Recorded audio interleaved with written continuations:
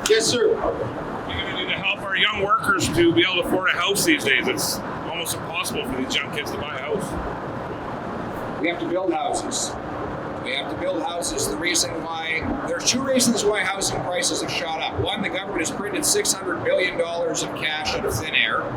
When they do that, the way they do it is they buy bonds from the banking system that floods the financial markets with cash that gets lent out typically to wealthy and well-connected investors who bid up home prices. The second reason is we don't have enough homes.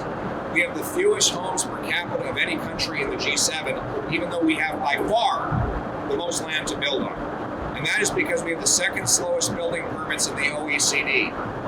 The permitting, taxes, and development charges add $1.3 million to the cost of every newly built home in Vancouver, $350,000 in Toronto. The Greater Toronto Area, the municipalities have raised development charges by 800 or 900% over the last decade and a half.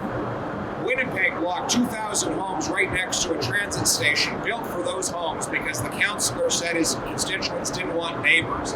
Montreal's blocked 25,000 homes. I could go on. That's why we don't have the homes. We have the land, labor, and lumber.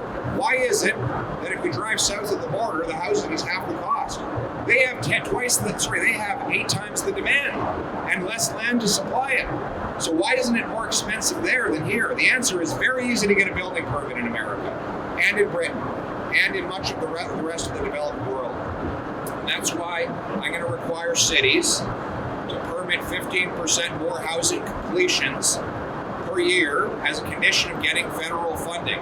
That will incentivize them to get out of the way and speed up permits so that building can happen quickly. We've got the land, we need the permits, and lower the development charges. I'll give an example of how it was done in Vancouver. There's a reserve. The Squamish have a reserve right in Vancouver. They don't have to listen to City Hall because it's reserve land. They were able to build 6,000 units on 10 acres of land in 2 years of approvals. Why? Because City Hall wasn't in the way. That proves that building can happen if you don't have City Hall to deal with. In Saskatchewan, they force their cities to build quick, and that's why you can buy a beautiful home for $250,000 in Regina and Saskatoon and other places. Get the government out of the way and build the homes, and that's how your kids are going to be able to afford a